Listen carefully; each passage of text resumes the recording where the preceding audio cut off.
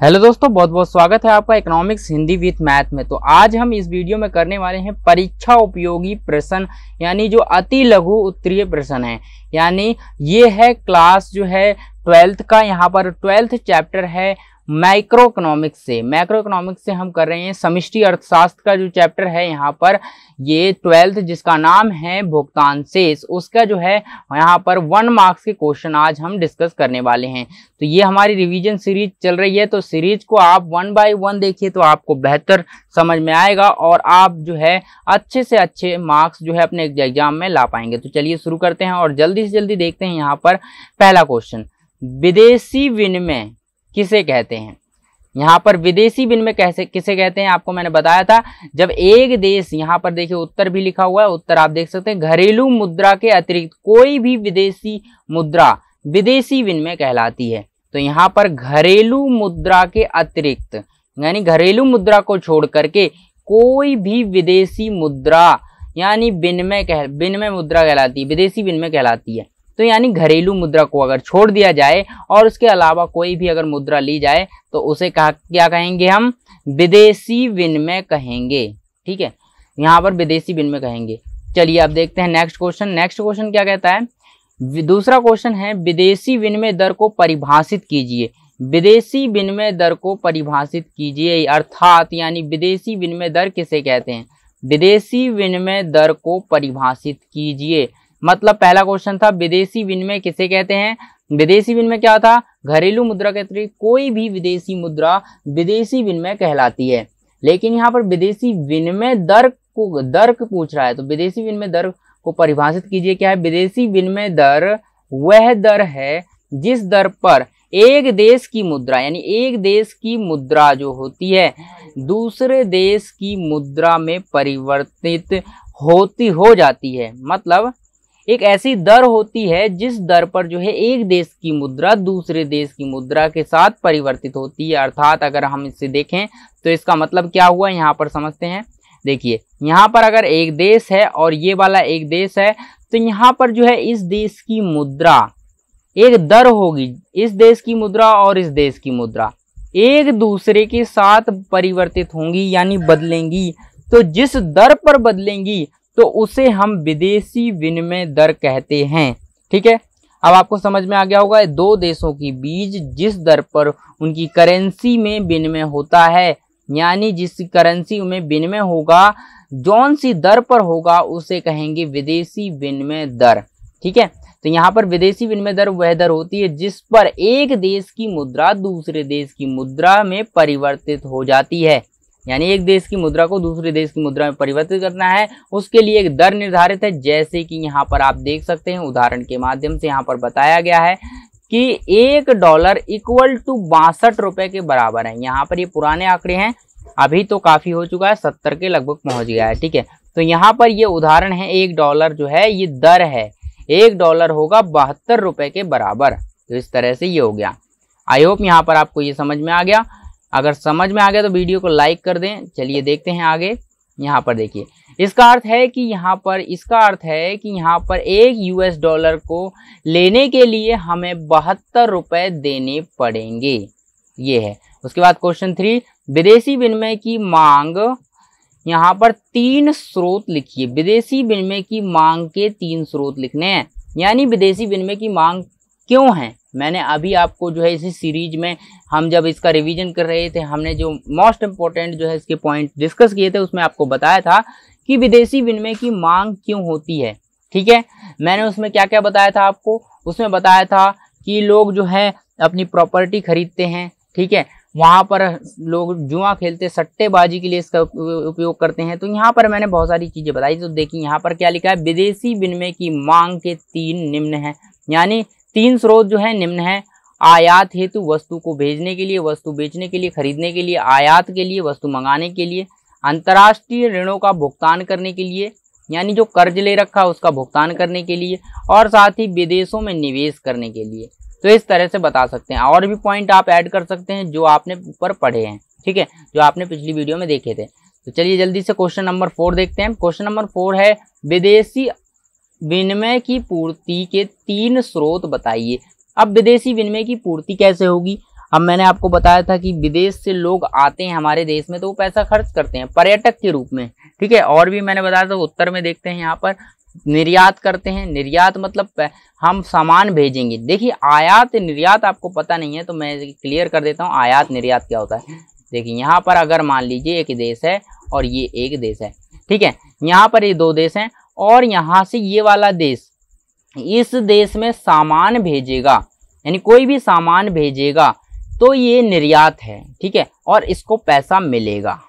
जब भी यहाँ देखिए निर्यात से पैसा आएगा, विदेशी मुद्रा आएगी, यानी जब भी कभी भी सामान बाहर भेजा जाएगा तो उसे निर्यात कहते हैं, यानी भेजना। यहाँ पर क्या है, भेजना, तो यहाँ पर है भेजना। जब भी सामान भेजा जाएगा तो उसे निर्यात कहते हैं। तो यहाँ पर हम निर्यात का उपयोग करेंगे, तो सामान भेजना यानी निर्यात, तो उससे पैसा हमें मिलेगा। तो पैसा मिलेगा तो यहाँ पर क्या होगा, विदेशी मुद्रा एकत्र होगी, तो विदेशी मुद्रा आएगी। उसके बाद देखिए शेष विश्व से निवेश, यानी शेष विश्व के जो लोग हैं वो क्या करेंगे, वो निवेश करेंगे। यहाँ पर कहाँ पर निवेश करेंगे, यहीं पर भारत में आएंगे और निवेश करेंगे, तो शेष विश्व के साथ निवेश होगा। यहाँ पर क्या है, शेष विश्व से ऋण, यानी शेष विश्व से अगर ऋण लेते हैं तब भी भारत में जो है पैसा आएगा, तो उससे क्या होगा, यहाँ पर निर्यात से आया, पहला निर्यात से आ गया, शेष विश्व से आ गया, निवेश से आ गया और शेष विश्व से ऋण ले लिया यानी कर्जा ले लिया, तब पैसा आ गया। उसके बाद देखिए भुगतान शेष किसे कहते हैं, सीधी सी परिभाषा पूछ लिए तो यहाँ पर बता सकते हैं आप, एक देश का भुगतान शेष उस देश के निवासियों तथा देश के यानी शेष विश्व के निवासियों के बीच किए गए सभी आर्थिक सौदों का क्रमबद्ध लेखा होता है, जो एक समय अवधि में यानी एक वर्ष में किया जाता है। तो आपको यहाँ पर मैंने आपको बताया था कि ये क्या होता है, भुगतान शेष क्या होता है। भुगतान शेष यहाँ पर देश के निवासियों का, सामान्य जो निवासी होते हैं, निवासियों का शेष विश्व के साथ, यानी शेष विश्व के निवासियों के साथ जो बीच में उनका आर्थिक सौदे होते हैं ना, उनका क्रमबद्ध रिकॉर्ड जो होता है, लेखा होता है, उसे हम क्या कहते हैं, भुगतान शेष कहते हैं। और ये रिकॉर्ड कब रखा जाता है, एक वर्ष की अवधि के अंदर रखा जाता है, ठीक है। तो अगर ऐसी स्थिति आती है कि एक देश में जो है, एक देश के निवासी, सामान्य निवासी दूसरे अन्य देश के सामान्य निवासियों के साथ आर्थिक सौदे करते हैं और उन आर्थिक सौदों का क्रमबद्ध रिकॉर्ड किया रखा जाता है और ये रिकॉर्ड एक वर्ष के अंतर्गत होता है, तो उसे हम कहते हैं भुगतान शेष। आई होप यहाँ पर भुगतान शेष क्लियर हो गया। चलिए आगे देखते हैं, व्यापार शेष में घाटे का क्या अर्थ है। व्यापार शेष में अगर घाटा हो गया इसका मतलब क्या होता है, देखिए व्यापार शेष होता क्या, सबसे पहले व्यापार शेष क्या होता है, जैसे आयात हो गया, सामान को भेजा, निर्यात हो गया, सामान को मंगाया। तो यहाँ पर जितना पैसा हमें भेजने मतलब अगर मान लीजिए सामान भेजा तो हमें कुछ पैसा मिला और सामान मंगाया, आयात किया, तो हमें कुछ पैसा अब देना पड़ेगा। तो अगर हमारे पास धन की मात्रा भेजे गए धन से कम है, मतलब ज़्यादा आती है, तो यहाँ पर व्यापार शेष कहलाएगा। देखिए यहाँ पर क्या है, व्यापार शेष घाटे का यह अर्थ है। देखिए घाटा पूछ रहा है, ठीक है, व्यापार शेष घाटा मतलब हमें भुगतान हमने ज़्यादा कर दिया और पैसा विदेश से कम मिला है, तो ये भुगतान शेष में घाटा हो गया। तो व्यापार शेष में घाटे का अर्थ है कि यहाँ पर कि वस्तुओं का आयात, यहाँ पर वस्तुओं का आयात और यहाँ पर वस्तुओं के निर्यात से अधिक होता है। जो आयात होता है ना, अधिक हो जाएगा निर्यात से। जितना हमने मंगाया मतलब मंगा ज़्यादा लिया और भेजा कम, तो पैसा हमें ज़्यादा देना पड़ेगा। इससे क्या होगा, हमें घाटा होगा, ठीक है। तो यहाँ पर देखिए स्थिर विनिमय दर क्या है। स्थिर विनिमय दर क्या है, जब विनिमय दर सरकार द्वारा निर्धारित की जाती है तो स्थिर विनिमय दर कहते हैं। सरकार या मैंने आपको बताया था केंद्रीय बैंक द्वारा निर्धारित होती है तो स्थिर विनिमय दर कहलाती है। उसके बाद भुगतान शेष घाटे में घाटे का क्या अर्थ है, भुगतान शेष घाटे का क्या अर्थ होता है। देखिए जब स्वायत्त विदेशी विनिमय का भुगतान, स्वायत्त विदेशी विनिमय का भुगतान स्वायत्त विदेशी विनिमय की प्राप्तियों से अधिक होता है। देखिए जब यहाँ पर दो चीजें हैं, जब भुगतान जो होगा वो अधिक होगा प्राप्तियों से।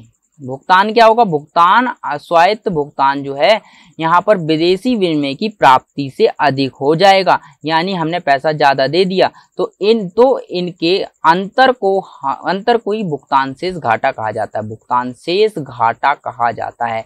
मतलब यानी स्वायत्त प्राप्तियां और स्वायत्त भुगतान। अगर स्वायत्त भुगतान ज्यादा हैं तो हम कहेंगे कि हमें घाटा हो गया, भुगतान से इसमें घाटा हो गया। ठीक है, अब देखते हैं हम 9वां क्वेश्चन। नम्य विनिमय दर को परिभाषित कीजिए। नम्य विनिमय दर क्या होती है? नम्य विनिमय दर प्रणाली वह प्रणाली थी, यहाँ पर वह दर थी जिसकी दर जो है बाजार की शक्तियों द्वारा निर्धारित होती है। बाजार की शक्तियां कौन है? मांग और पूर्ति। तो नम्य विनिमय दर वह दर है जो विदेशी मुद्रा बाजार में मांग और पूर्ति की शक्तियों द्वारा निर्धारित होती है। ठीक है, विदेशी मुद्रा की दर जो होती है इसमें बाजार की शक्तियों जैसे कि मांग और पूर्ति की द्वारा निर्धारित होती है। उसके बाद क्वेश्चन नंबर 10, प्रबंधित ऋणशीलता किसे कहते हैं? प्रबंधित ऋणशीलता क्या है? यह वह प्रणाली है जिसमें विनिमय दर अंतरराष्ट्रीय मुद्रा बाजार में पूर्ति तथा मांग की शक्तियों द्वारा निर्धारित होती है। यह वह प्रणाली है। देखिए, प्रबंधित ऋणशीलता जो है प्रणाली किसे कहते हैं? ऋणशीलता किसे कहते हैं? तो इसका मतलब है यह वह प्रणाली होती है जिसमें विनिमय दर के अंतरराष्ट्रीय मुद्रा बाजार में पूर्ति और मांग की शक्तियों द्वारा निर्धारित होती है। उसे हम क्या कहते हैं? प्रबंधित ऋणशीलता कहते हैं। परंतु सरकार और केंद्र सरकार यानी केंद्र बैंक विनिमय दर को प्रबंधित करने के लिए इसमें हस्तक्षेप कर सकती है। ठीक है, यहाँ पर बाजार की शक्तियों द्वारा निर्धारित तो होती है इसकी दर, लेकिन इसमें अगर सरकार चाहे तो उसमें हस्तक्षेप कर सकती है, मतलब इसमें छेड़खानी कर सकती है। चलिए क्वेश्चन 11 देखते हैं। 11 क्वेश्चन कहता है निम्न सौदों को भारत के भुगतान शेष के चालू खाते में शामिल करेंगे अथवा पूंजीगत खाते में। यानी कुछ चीजें दे रखी हैं और हमें बताना है कि वो पूंजीगत खाते में आएंगी या चालू खाते में आएंगी। तो वर्गीकृत करते हुए कारण भी दीजिए। तो कारण भी देना है हमें। यानी ये पूछ रहा है कि जो चालू खाते में कौन सी चीजें, आपको पता है आयात निर्यात की सारी चीजें चालू खाते में आती हैं और पूंजीगत चीजें जो है पूंजी खाते में आती हैं। तो यहाँ पर देखिए यहाँ पर हमारे सामने जो है यहाँ पर A, B, C और D, E, F तक दे रखा है, सारे पॉइंट हमें दे रखे हैं। तो यहाँ पर देखिए पहला पॉइंट जो है विदेशी, यहाँ पर विदेशी निवासी द्वारा TIS टिस्को कंपनी के शेयर को खरीदना। तो आप बताइए क्या ये चालू खाते में आएगा पूंजीगत खाते में? तो यहाँ पर खरीदी, एक संपत्ति खरीदी, शेयर क्या है? एक संपत्ति के रूप में काउंट होगा, तो यहाँ पर ये पूंजीगत खाता हो जाएगा। ठीक है, उसके बाद देखिए यहाँ पर भारतीय स्टार्टअप की जर्मनी में बिक्री। भारतीय स्टार्टअप, भारत ने स्टार्टअप लगाया यानी जर्मनी में अपना एक उद्योग या फिर कुछ भी जो है एक बिजनेस शुरू किया और वो चल गया और वहां पर बिक्री शुरू की, उससे बिक्री से पैसा आया। तो क्या है ये? एक चालू खाता है, क्योंकि यहाँ पर निर्यात पहुंचे और वहां पर बिक्री से पैसा आ रहा है।